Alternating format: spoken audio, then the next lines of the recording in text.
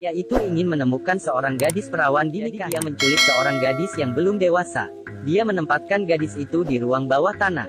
Tiap hari membersihkan tubuhnya, dan juga menceritakan dongeng untuknya. Pada saat yang sama untuk mengendalikan pemikiran gadis itu, dia mencuci otaknya dengan walkie-talkie. Patuhi aku, patuhi aku, patuhi aku. Mudah untuk menunggu gadis kecil itu tumbuh dewasa. Dia segera memaksanya untuk berhubungan dengannya. Untuk mencegah gadis itu mengambil kesempatan untuk melarikan diri, dia sengaja mengikat kedua tangan mereka bersama. Kemudian memeluk gadis itu dan tidur dengan puas. Dimulai dari hari ini, gadis itu selalu menghadapi penganiayaan pria itu. Dan setiap kali selesai berhubungan, pria itu bersikap tidak peduli, dan menggurungnya ke dalam ruangan bawah tanah.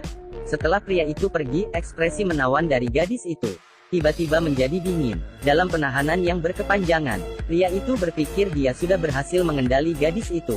Dan apa yang dia tidak tahu adalah, gadis kecil itu terus menunggu kesempatan. Dia tidak pernah menyerah ide untuk melarikan. Dia tidak pergi ke sekolah sendirian 5 tahun lalu, atau berjalan di jalan sepi itu. Mungkin masa kecilnya akan dihabiskan dengan bahagia. Dia baru berusia 8 tahun pada waktu itu. Dia memiliki pemikiran dewasa, demi menarik perhatian pria itu. Dia meminta pria itu untuk memberinya ciuman selamat malam. Ini membuat pria itu sangat bingung. Dia juga meletakkan makanan di pergelangan tangannya menyamar sebagai luka, agar pria itu membawanya pergi ke rumah sakit. Dan trik kecil ini tidak bisa menipu pria itu sama sekali. Demi membuat gadis itu menyerah, dia memperlihatkan pintu besi yang mengurungnya. Pintu besi itu terbuat dari baja dan sangat kuat. Meskipun dia berteriak, tidak ada yang akan mendengarkan. Gadis itu melihat tidak ada harapan untuk melarikan diri. Jadi dia mencoba untuk melawan. Tapi bagaimana bisa tubuh kecilnya melawan pria yang kuat? Untuk menghukum gadis itu, pria itu menghentikan jatah makannya. Gadis itu hanya bisa hidup dalam gelap dengan kelaparan. Kumohon, aku lapar. Aku ingin makan apa saja. Akhirnya dia melihat kenyataannya. Dari awal yang memberontak perlahan-lahan menjadi patuh. Waktu berlalu hari demi hari. Gadis itu akhirnya tumbuh dewasa. Perubahan tubuh sendiri. Sehingga dia mengalami datang bulan pertama kali. Ini adalah pertama kalinya gadis itu datang bulan. Dia gelisah dan tidak bisa duduk dengan diam. Pada datang bulan pertama tidak ada ibu yang menemaninya. Pria itu masih menatapnya dalam kemarahan. Dia telah dipenjara selama 5 tahun. Dia sudah tidak tahan lagi dan meminta untuk mandi. Pria itu juga pertama kali mengalami hal ini. Dia terpaksa membawa gadis itu keluar dari pintu yang sempit. Setelah 5 tahun, gadis itu akhirnya keluar dari penjara bawah tanah. Dia mandi dan pria itu mengawasi di sampingnya. Tanpa ada rasa malu, ibu pria itu menemukan rambut emas di tubuhnya. Dia mengira dia sudah ada pacar. Sehingga dia marah dan mencukur gadis itu hingga bermain di klub malam hari itu. Seorang wanita cantik menari di depannya. Ini membuat pria itu merasa terpancing. Malam itu dia secara paksa memperkosa gadis itu. Setelah itu, gadis itu memohon padanya untuk melihat bulan. Itu membawanya ke halaman belakang. Gadis itu menghirup udara yang segar. Dia tidak ingin kembali ke sel sempit itu lagi. Namun dirinya yang keras kepala, dipukuli oleh pria itu lagi. Dia terus bekerja agar kelihatan sangat patuh. Sebenarnya saat dia berjalan keluar dari rumah, keinginan untuk melarikan diri telah terbangun kembali. Saat ini perencanaannya telah berjalan dengan mulus. Pria itu membawanya keluar dari rumah dan pergi ke supermarket. Saat melihat orang-orang di jalan, dia memikirkan cinta kasih ibunya. Keinginan untuk melarikan diri semakin kuat. Di supermarket, pria itu mengawasinya dari kejauhan. Dia sangat takut untuk bergerak, dia sangat ingin melarikan diri. Tapi tubuhnya tidak bisa dikendali. Akhirnya pria itu semakin lega. Dia bergandengan tangan dengan gadis itu dan pulang rumah. Itu yang kembali ke rumah memarahi dirinya yang tidak berguna. Dia mulai menyesali. Saat itu ada beritanya di radio. Ternyata orang tuanya tidak pernah menyerah mencarinya. Dia terus menangis. Saat putus asa, dia tiba-tiba terpikir untuk bunuh diri. Dia menyalakan kompor dengan kertas dan kehabisan napas karena asap. Dia bergegas mengipas asap keluar dari ventilasi. Tapi saat pria itu kembali, dia mencium bau terbakar.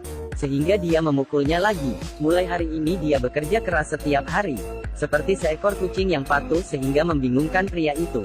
Pria itu yang sudah tidak curiga, kembali membawanya pergi bermain ski. Dia mendapatkan kesempatan kedua kali untuk melarikan diri.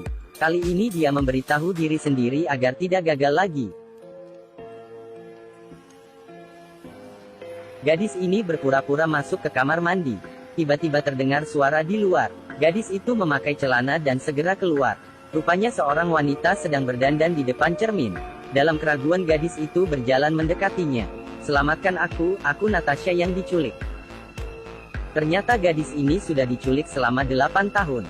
Di dalam waktu 8 tahun, dia mulai dari tinggal di ruang bawah tanah yang gelap.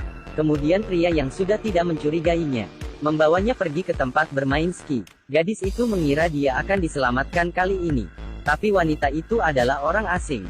Tidak mengerti apa yang dia katakan.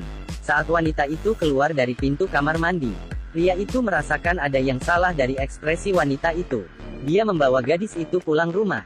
Mobil tiba-tiba mogok. Gadis itu dipukuli lagi. Gadis itu menulis kejadian pemukulan pada kertas. Hingga saat ini sudah hampir mengisi seluruh kotak.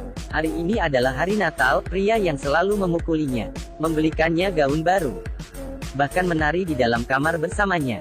Dan gadis itu sudah terbiasa mendiamkan diri. Dia terus membohongi pria. Mereka sedang membersihkan halaman belakang. Tidak sengaja dilihat oleh tetangga mereka. Dia mengira itu adalah pasangan baru pria itu. Gadis yang kembali ke ruang bawah tanah merasa sangat menyesal. Tadi harusnya memberitahu wanita tua, mungkin dirinya bisa diselamatkan. Karena pria itu menculik gadis itu. Selama bertahun-tahun dia tidak pergi bekerja. Uangnya sudah hampir habis. Dia memutuskan untuk menjual mobilnya. Gadis itu sedang membersihkan mobil itu. Tiba-tiba dia melihat pria itu lupa mengunci pintu depan. Saat itu pria itu datang untuk menggodanya. Tiba-tiba orang yang ingin membeli mobil menelponnya. Suara napasnya mengganggu pria itu yang sedang bertelepon. Pria itu baru saja masuk ke dalam rumah. Gadis itu mengambil kesempatan ini. Akhirnya dia mulai melarikan diri. Dia berhasil keluar dari tempat yang mengurungnya selama 8 tahun. Dia berlari sekuat tenaga. Saat pria itu keluar, gadis itu sudah melarikan diri. Gadis itu datang ke rumah seorang wanita. Dia memberitahu wanita itu bahwa dirinya diculik. Hari ini sudah hari ke-3096. Akhirnya polisi datang. "Nama saya adalah Natasha.